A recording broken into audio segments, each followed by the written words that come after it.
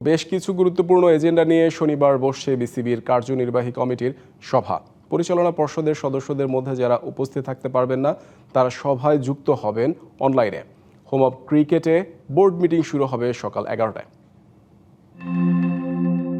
বর্তমান সরকারের আমলে বিসিবির প্রথম বোর্ড সভা। দেশের ক্রিকেটের সর্বশেষ নির্বাচনে অনিয়মের অভিযোগের ভিত্তিতে তদন্ত করছে জাতীয় ক্রীড়া পরিষদের করে দেওয়া কমিটি। বোর্ড সভায় গুরুত্ব পাচ্ছে সেই বিষয়টি সবার আগে জানা গেছে তেমনই।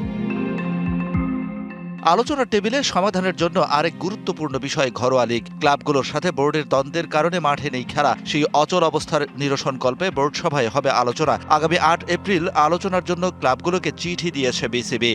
প্রত্যেক মাসে আমাদের একটা করে বোর্ড মিটিং হয়, তো সেই ধারাবাহিকতা একটা মিটিং নিশ্চয়ই সেই মিটিংয়ে যে সকল আলোচনা এখন আছে বোর্ড সংক্রান্ত, তারপরে বোর্ডের কার্যক্রম সংক্রান্ত, বেশগুলো হচ্ছে আপনার প্রিমিয়ার লিগ নিয়ে, সেই বিষয়গুলো নিয়ে আলোচনা হয়। যারা পদত্যাগ করেছেন তারা সবাই তাদের ব্যক্তিগত কারণে পদত্যাগ করেছেন, তারা নিজেরা বলেছেন।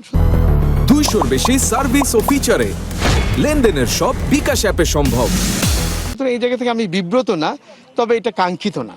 পূর্ব নির্ধারিত বাংলাদেশ সফর করেনি ভারতীয় ক্রিকেট দল, আর বাংলাদেশ নারী ক্রিকেট দলের ভারত সফরও বাতিল করে বিসিসিআই। গণমাধ্যমের খবর, বিসিসিআইয়ের সাথে সম্পর্ক উন্নয়নের চেষ্টা করছে বিসিবি। বোর্ড সভার আলোচনায় থাকছে সে বিষয়টিও জানা গেছে তেমনই। বৃহস্পতিবার হঠাৎ করেই পরিচালনা পর্ষদ থেকে পদত্যাগ করেন পরিচালক মোহাম্মদ ফয়সাল। এর আগে ব্যক্তিগত কারণ দেখিয়ে বিসিবিকে বাই বলেন পরিচালক আমজাদ হোসেন, আর বর্তমান বোর্ডের কমিটি থেকে প্রথম পদত্যাগ করেন ইশতিয়াক সাদেক। পরিচালকদের হুটহাট পদত্যাগের বিষয়টিও গুরুত্ব পাচ্ছে বোর্ড সভায়। Shahan Papon, DBC news desk.